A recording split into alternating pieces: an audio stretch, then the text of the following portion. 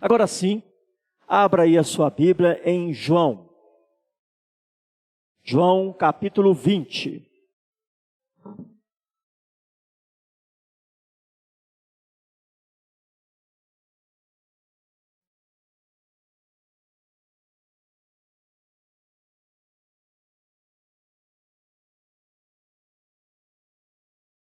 João capítulo 20, versos 24 a 31.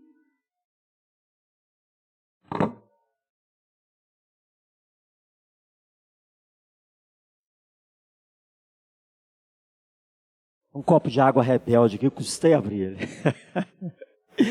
João capítulo 20, versos 24 a 31. Nós vamos fazer essa leitura deste texto que vamos usar para meditação nessa noite, não é? Vamos fazer uma leitura alternada. Então peço aos irmãos que assentados como estão, nós vamos ler, eu vou ler os versos pares, a igreja a uma só voz, com boa disposição os versos ímpares. Dos versos 24 a 31. Vamos iniciar? Ora, Tomé, um dos 12, chamado Dídimo, não estava com eles quando veio Jesus. Disseram-lhe então os outros discípulos: Vimos o Senhor. Mas ele respondeu: Se eu não vir nas suas mãos o sinal dos cravos, e ele não puser o dedo, e não puser a mão no seu lado, de modo nenhum acreditarei. Passados 8 dias, estavam outra vez ali reunidos os seus discípulos, e Tomé com eles. Estando as portas trancadas, veio Jesus, pôs-se no meio e disse-lhes: Paz seja convosco. E logo disse a Tomé: Põe aqui o dedo e vê as minhas mãos. Chega também a mão e põe-na no meu lado. Não sejais incrédulo, mas crente. Respondeu-lhe Tomé: Senhor meu e Deus meu. Disse-lhe Jesus: Porque me viste, creste? Bem-aventurados que não viram e creram. Na verdade, fez Jesus diante dos discípulos muitos outros sinais que não estão escritos neste livro. Estes, porém, foram registrados para que creiais que Jesus é o Cristo, o Filho de Deus, e para que, crendo, tenhais vida em seu nome. Glória a Deus. Vamos orar mais uma vez? Ora ao Senhor, peça ao Espírito de Deus que fale ao seu coração, que esta palavra produza algo no seu coração, que essa palavra guie cada dia de sua vida. Feche os seus olhos, ore ao Senhor. Pai, em nome de Jesus, nós te louvamos pela tua palavra, te louvamos, ó Pai, pela tua graça que nos alcançou. Te louvamos, ó Pai, porque se estamos aqui nessa noite é porque fomos guiados pelo Teu Espírito. Se estamos aqui nessa noite é porque cremos, ó Pai, na misericórdia do Senhor. Pai, graças te damos por essa palavra e te pedimos que Teu Espírito Santo, ó Pai, tire do nosso meio, ó Pai, toda a apatia, toda a indiferença, toda a negligência, toda a omissão, todo o ceticismo caia por terra em nome de Jesus. Toda dúvida, ó Pai, seja, ó Pai, sanada por meio da palavra do Senhor, a Tua palavra que é luz para os nossos pensamentos, esteja eliminando, ó Pai, toda incredulidade, toda dúvida do meio do Teu povo, e que possamos sair daqui cada vez mais convencidos do chamado do Senhor, cada vez mais convencidos do amor do Senhor por nossas vidas, e cada vez mais empenhados a proclamar a Tua salvação. Assim nós oramos e nos colocamos diante de Ti, em nome de Jesus. Amém, irmãos? Glória a Deus. Meus queridos, quando eu estava preparando essa mensagem, eu me dei conta, de que eu ministrei a primeira mensagem dessa série Encontros com Jesus. Estou tendo o privilégio de ministrar a última mensagem.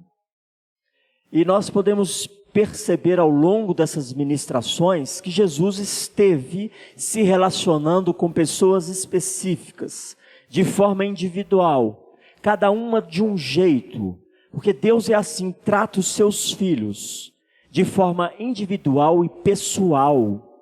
Deus é um Deus real que trata o seu povo de uma forma real. dentro do nosso contexto, dentro das nossas necessidades, dentro das nossas pessoalidades. Deus te trata assim. Deus não nos trata de uma forma uniforme, como todos fôssemos iguais. Não, Ele te trata de forma pessoal, personalizada, exclusiva. E nós vemos isso nessa série de mensagens, Encontros com Jesus. E nós temos aqui nessa noite um encontro inusitado, não é? É um texto muito conhecido. É um texto muito conhecido e que Tomé foi marcado por uma atitude. Você já ouviu aquela expressão, fé de Tomé, eu só vejo no que eu creio? Já ouviu essa expressão? Tem uma fé de Tomé, eu quero ver para crer. Já ouviu isso? Tomé foi marcado por essa expressão. E muitos personagens na Bíblia receberam marcas por causa de atitudes específicas. Como, por exemplo, Jonas foi marcado como profeta fujão. O apóstolo João era conhecido como apóstolo do amor por causa da característica do seu evangelho, carregada do amor de Deus. Como as pessoas te veem? Qual é a marca que você tem deixado na sociedade, no meio da família, por onde você passa? De que forma você é lembrado? De que forma você é lembrado? Eu quero dizer que Tomé foi, ao longo dos anos, foi muito injustiçado. Ele é o único que é lembrado como o apóstolo cético, o discípulo que não cria. Ao longo dos séculos ele foi muito injustiçado e essa marca foi muito reforçada até indevidamente. Porque na verdade, irmãos, todos os discípulos duvidaram. Todos, não é? A maioria fugiu. A maioria entrou em pânico. Não foi só Tomé que duvidou. Até mesmo quando Jesus apareceu, duvidaram. Quando ele se manifestou durante 40 dias para várias pessoas, as pessoas ainda assim tinham um quê de dúvida, de incredulidade. Isso não é uma marca exclusiva de Tomé. Não é uma marca exclusiva de Tomé. Até hoje, na igreja dos dias de hoje, nós temos muito perceptível a marca da dúvida, da incredulidade, do ceticismo, mesmo em meio ao povo que se diz povo de Deus. E se nós olharmos o contexto, nós vamos perceber claramente que havia algo, não é, que estava acontecendo, que levava até mesmo a essas dúvidas, esses receios que os discípulos experimentaram. Pensa comigo, até esse momento, não é? O 8º dia após a ressurreição de Cristo, não é? Os discípulos estavam caminhando com Jesus, viram muitos sinais, muitos milagres, estavam empolgados, animados, convencidos de que aquele era o Messias, o Salvador, o Libertador. Estavam vendo milagres sobrenaturais, convencidos de que ele era realmente da parte de Deus. E de repente, Jesus é tomado do meio deles, é preso, é julgado, é condenado à sentença de morte, vai para a cruz, morre. Como é que você ficaria diante de um cenário desse? Todos os discípulos ficaram desbaratinados. Alguns fugiram, o outro negou 3 vezes, outros se dispersaram, alguns já estavam a caminho de Emaús, comentando os acontecimentos, cabisbaixos, tristes,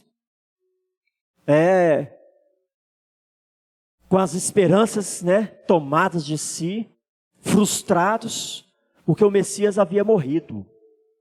Os discípulos estavam reunidos, trancados em um lugar, escondidos, com medo da reação dos judeus, dos romanos. Todos eles estavam nessa situação, com os nervos à flor da pele, tristes, abatidos, frustrados, decepcionados, angustiados. Não se lembravam mais dos ensinos do Mestre, nem das profecias que o próprio Jesus havia feito a respeito de sua morte. As mulheres, quando foram no túmulo, no domingo da ressurreição, ao não encontrar o corpo de Jesus, quem roubou o corpo? Elas não esperavam pela ressurreição, elas levaram um bálsamo para o corpo. E ao não encontrar o corpo, quem roubou o corpo? Até elas custaram a crer na ressurreição de Cristo. O anjo precisou falar. Aí sim elas se deram conta. Ao levar a notícia para os apóstolos, eles ainda não creram, duvidaram. E se nós lermos versículos anteriores, do 19 em diante, nós percebemos que no dia da ressurreição, naquele mesmo domingo, não é? Eles estavam trancados às portas da casa onde estavam os discípulos, com medo dos judeus, verso 19, veio Jesus, pôs-se no meio deles e disse-lhes, paz seja convosco. Isso 8 dias antes desse momento que nós lemos agora, a partir do verso 24. Quando Jesus se apresenta ali, eles ainda estavam cheios de dúvida. Jesus precisou mostrar as chagas, para que eles crescem, que era Jesus de fato. Ou seja, essa marca da dúvida não é exclusiva de Tomé. Essa incredulidade não é exclusiva de Tomé. Crentes, todo crente passa por momentos assim. Nós podemos perceber, meus queridos, que a incredulidade, a dúvida, ela acontece, não é? Basicamente por 4 situações muito claras que geram dúvidas em nosso coração. 4 situações muito claras que vão muitas vezes nos deixar assim meio com o pé atrás. Como, por exemplo, quando você é questionado na sua fé. Quando você é questionado na sua fé, é uma circunstância que pode gerar dúvida no seu coração. Alguém te pergunta alguma coisa que você não sabe responder. Aí você fica em dúvida. Mas essa circunstância pode ser positiva se você, estando em dúvida por alguma questão, buscar nas Escrituras a resposta e se fortalecer dentro daquela dúvida, daquele quadro. Isso te fortalece. Não é o caso de Tomé. Outras pessoas, há uma outra circunstância, quando a pessoa adota um estilo de vida de incredulidade. Aquele que a gente chama de ateu. É uma pessoa que decide não crer em Deus. É um estilo de vida. Mas também há uma outra circunstância que nós enfrentamos que pode gerar dúvida em nossos corações. Como, por exemplo, provações, dificuldades. Aí a gente começa a ter dúvida. Será que Deus está comigo? Será que Deus está nesse negócio? É uma circunstância de provação, de dificuldade, que pode gerar dúvida em nosso coração. E essa dúvida pode crescer e virar uma incredulidade. E pode até nos afastar da presença de Deus. E há também uma outra circunstância de falta de conhecimento. Quando não conhecemos, duvidamos. Quando não conhecemos algo, duvidamos a respeito daquilo. O fato é que o apóstolo João escreve todo esse evangelho exatamente para combater a incredulidade no meio do povo. Exatamente para proclamar que Jesus é o Deus Filho. Olha aí comigo no verso 30 e 31. O que ele revela nesses 2 versículos? O propósito pelo qual ele escreve esse evangelho. Na verdade, fez Jesus diante dos discípulos muitos outros sinais que não estão escritos neste livro. Estes, porém, foram registrados para que creiais que Jesus é o Cristo, o Filho de Deus, e para que, crendo, tenhais vida em seu nome. Esse foi o propósito pelo qual esse evangelho foi escrito, para que nós pudéssemos crer, a partir desse relato, que Deus Filho se fez carne, o Verbo de Deus se fez carne. Foi o primeiro capítulo desse evangelho. O Verbo que era Deus se fez carne e se manifestou aos homens. Então ele escreve esse evangelho com esse propósito, para combater a dúvida, para combater a incredulidade, para apresentar Deus Filho se manifestou entre os homens, e todo aquele que nele crê, terá vida nele. Esse é o propósito. Ou seja, meus irmãos, esse evangelho é uma testemunha fiel para todos aqueles que não viram, que não apalparam, que Jesus é o Deus Filho que se fez carne. Nós precisamos perceber então esse propósito apologético, ou seja, defesa da fé, propósito do Evangelho de João. É um propósito apologético e também um propósito evangelístico, para que todos aqueles que nele creiam tenham a vida eterna. Então, pensando nisso, nós devemos nos perguntar: como eu tenho crido? De que forma eu tenho reagido à revelação deste Evangelho? O verso 24 nos mostra algo muito interessante. Os discípulos estavam reunidos em uma casa, o grupo familiar estava reunido em uma casa, mesma casa de 8 dias atrás. Tomé não estava lá no primeiro encontro daquele grupo familiar. Jesus apareceu e Tomé deixou de receber a bênção, porque ele não estava lá, verso 19. E aí Tomé, por não estar na comunhão dos santos, por ter se ausentado daquele culto, doméstico, por não estar na comunhão dos santos, ele deixou de receber aquela bênção, deixou de estar em contato com Jesus no dia da ressurreição. Mas aqui agora Tomé já estava ali no meio deles, não é? Como é que nós temos levado a nossa caminhada cristã? Será que nós temos dado a devida importância à comunhão dos santos? A esse momento de estar juntos, de fortalecermos a nossa fé, que é o oposto da incredulidade? Esses momentos são necessários, são cruciais na nossa caminhada. Tomé se ausentou 8 dias antes de estar ali naquela comunhão dos irmãos. Não se encontrou com Cristo e desperdiçou a sua vida durante 8 dias incrédulo, duvidando de que Jesus havia ressuscitado. 8 dias após, quando ele já estava ali naquela reunião, Jesus se aproxima e se apresenta: olha aqui, Tomé, as marcas dos cravos, olha o meu lado. E aí a resposta não podia ser outra, está lá no verso 28, quando Jesus dá aquela puxão de orelha: não sejas incrédulo, mas crente. E Tomé só pode responder isso: Senhor meu e Deus meu. Irmãos, é na comunhão dos santos, no meio do povo de Deus, que você será encorajado quando ver os outros vencendo aquilo que para você é impossível de vencer. Muitas vezes somos tomados pela dúvida, pelo medo, pela insegurança, pelo desespero, pela fragilidade, somos abatidos por tudo isso, porque nos afastamos da comunhão dos santos. E assim como Tomé, que não estava lá no primeiro encontro, e desperdiçou 8 dias de sua vida duvidando, incrédulo, deixou de receber aquela bênção. E muitas vezes, quando nós mais precisamos estar na igreja, nós nos ausentamos. Quando nós mais precisamos estar num grupo familiar, sendo encorajados e fortalecidos, nós nos ausentamos. E aí nós nos perguntamos: por que eu estou tão apático? Por que eu estou tão frio, tão indiferente? Por que eu não tenho experiências com Deus?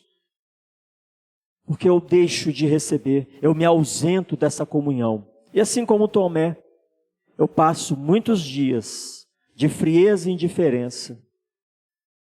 Passo muitos dias de dúvida, medos e inseguranças. Porque eu me esqueço que é na companhia do povo de Deus que nós vamos ouvir pessoas que vão alimentar o nosso coração com esperança, com fé.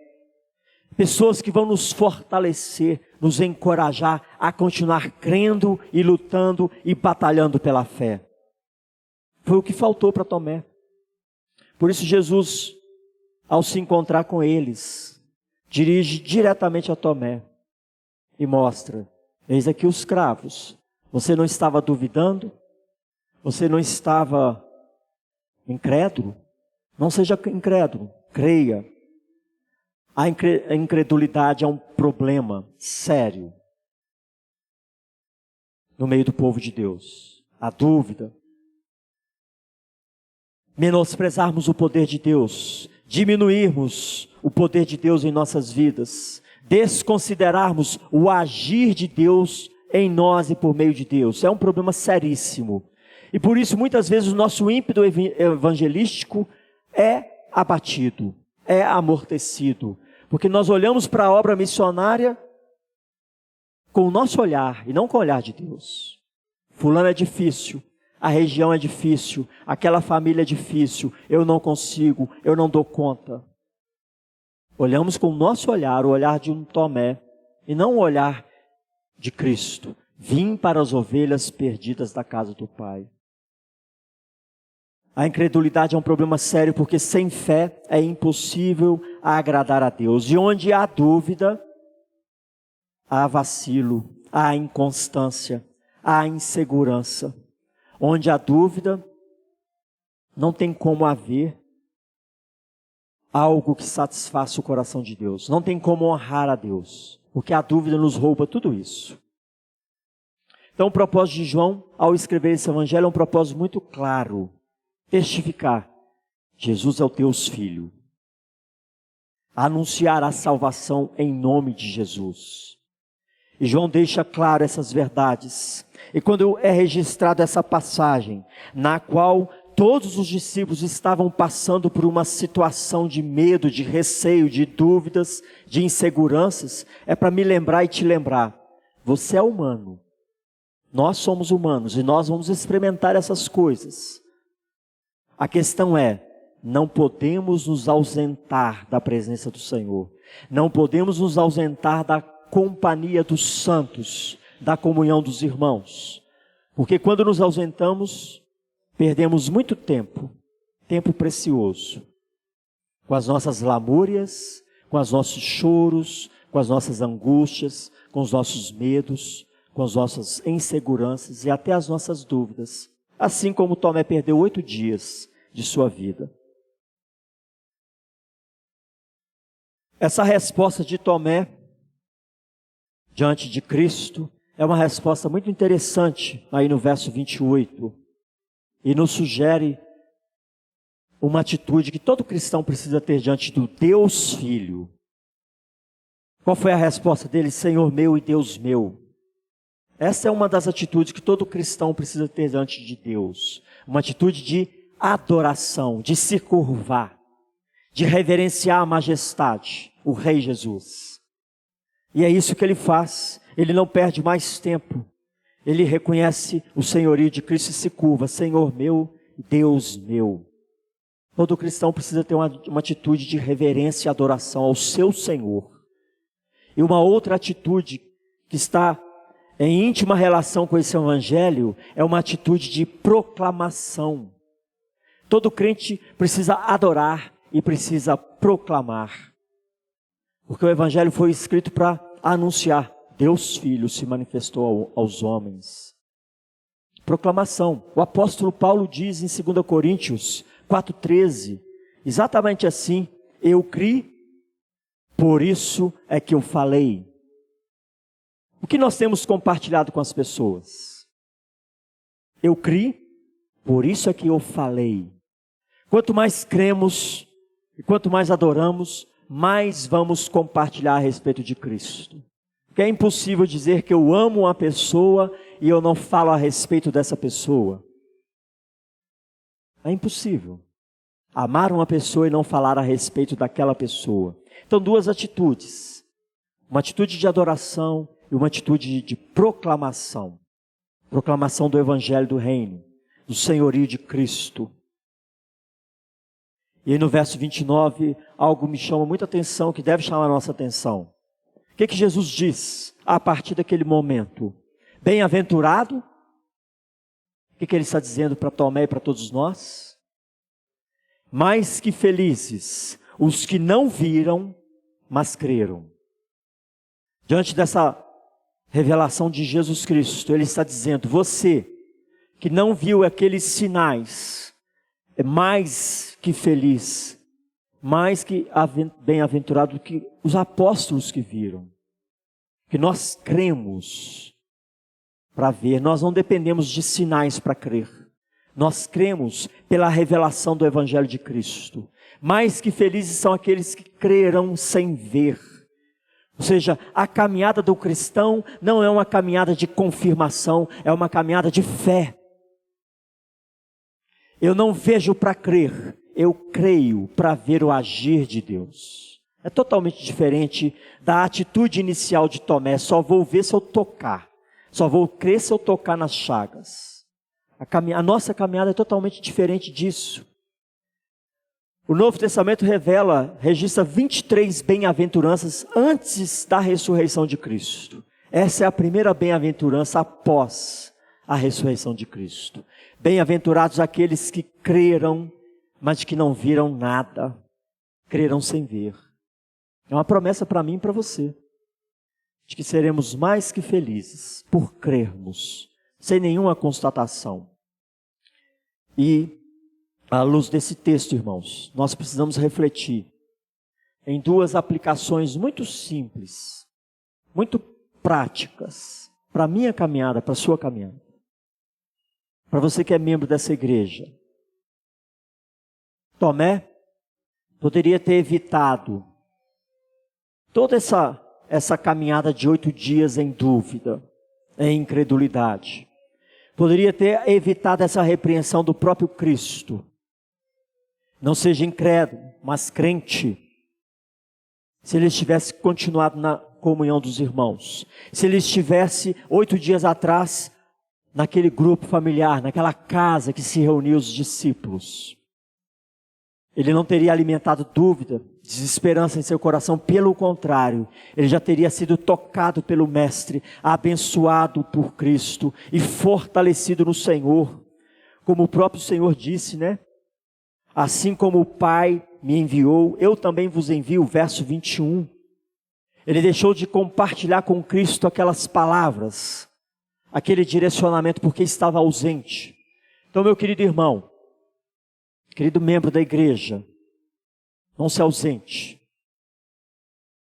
Não se distancie da comunhão do povo de Deus, porque é nessa comunhão que você vai receber as bênçãos do Senhor. Diz o salmista que é na congregação dos santos que Deus ordena as suas bênçãos. É nessa comunhão que você vai ser fortalecido, vai ser encorajado para caminhar dia após dia, para enfrentar os desafios da vida, as tempestades da vida. É nessa comunhão e não fora dela. Essa é a primeira aplicação que nós precisamos guardar no coração. Como é que eu tenho encarado esses momentos de culto a Deus, escola bíblica, grupo familiar, que é uma ferramenta evangelística da igreja? Como é que eu tenho encarado esses momentos na minha vida? Tenho me envolvido ou tenho estado omisso, negligente, distante? Tenho deixado de participar? Tenho deixado de ser fortalecido? Tenho deixado de servir? De ser um canal da bênção de Deus na vida daqueles que vêm até Cristo? Não se ausente da comunhão do povo de Deus. Antes, esteja firme. Quanto mais se aproximar a volta de Cristo, mais firmes nós precisamos estar. Porque como o próprio Jesus revelou e que nós nos esquecemos, assim como eles se esqueceram, Jesus revelou, vou morrer, mas vou ressuscitar. Jesus morreu, todo mundo esqueceu que ele ressuscitaria. E ficaram em frangalhos, amedrontados. Jesus revelou para eles e para nós, nos últimos dias tereis muitas atribulações, muitas aflições, o amor de muitos vai se esfriar. Esse é o princípio do fim. E nós muitas vezes nos esquecemos dessa profecia. E nos desesperamos com as lutas da vida. Como se Jesus não tivesse anunciado nada. Começamos a duvidar, a temer, a nos desencorajar. E assim entra a dúvida no coração. Assim como aconteceu com eles. Jesus já anunciou, nos últimos dias, a coisa vai ficar feia. O amor vai se esfriar, a violência vai aumentar, a incredulidade vai aumentar, para que, se possível, até os eleitos se desviem da fé. E como é que você está se guardando disso, que é um fato revelado e antecipado? Com perseverança, na comunhão dos santos, se fortalecendo para viver esses momentos? Ou distante, abatido, fragilizado, desencorajado, amedrontado, assustado? Percebe? Já recebemos as profecias para estarmos atentos aos sinais dos tempos. Segunda aplicação, meus queridos. para você que nos visita principalmente, para todos que nos visitam. Bem-aventurados são os que não viram e que creem em Jesus Cristo como Senhor e Salvador de suas vidas. Quem é Jesus para você, nossos queridos visitantes? Quem é Jesus para você? Ele é o Deus Filho que se fez carne, ou ele é apenas um mestre, um profeta, uma pessoa inteligente, o melhor professor de todos os tempos? Quem é Jesus para você?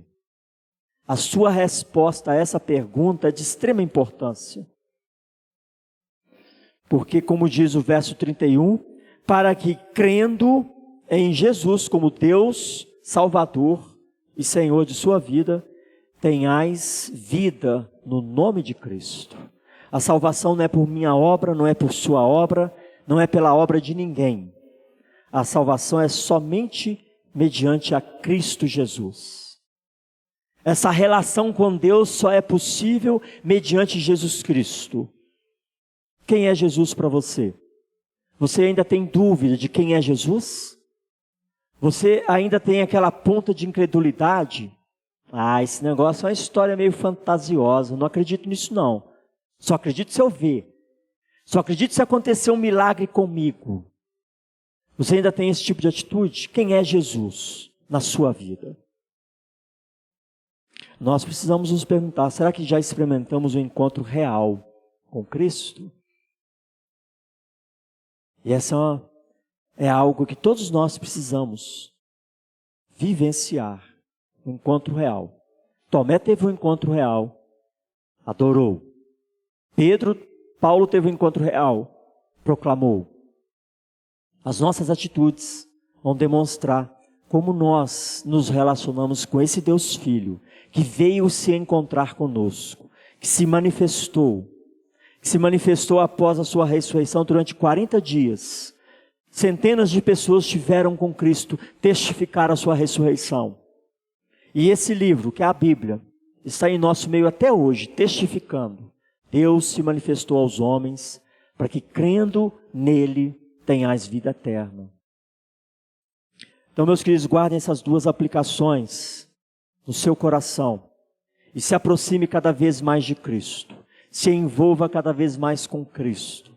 Se relacione cada vez mais com o povo de Deus, para que a sua fé, a nossa esperança em Cristo Jesus seja cada vez mais fortalecida e não abalada ou abatida por causa das dificuldades, mas pelo contrário, fortalecida, alimentada. E é no meio desse povo que nós encontramos isso. É através da palavra de Deus que nós somos alimentados. Amém, irmãos? Feche seus olhos. Nós passamos por lutas, por crises. Isso não tem problema nenhum.